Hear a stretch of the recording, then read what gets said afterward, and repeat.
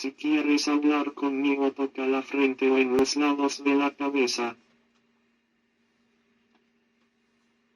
Déjame una pregunta, veamos si puedo responderte. ¿Cuál es el framework para la inteligencia artificial Cheshire-Cat?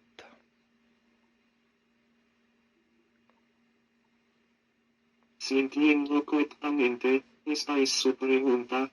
¿Cuál es el framework para la inteligencia artificial Cheshire-Cat? Espere a que vaya a la biblioteca para ver.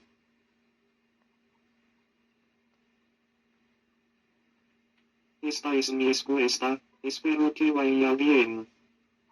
Cheshire-Cat no es un framework para la inteligencia artificial, sino una herramienta de análisis de datos basada en aprendizaje automático. Está diseñada para ayudar a los usuarios a descubrir patrones complejos en grandes cantidades de datos y proporcionarles visualizaciones intuitivas para ayudarles a comprender mejor los resultados. Si dije algunas tonterías, no es mi culpa, sino sobre Homero. Prefiere ir en una caravana, en lugar de hacerme más inteligente.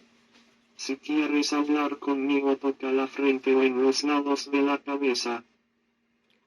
Muchas gracias.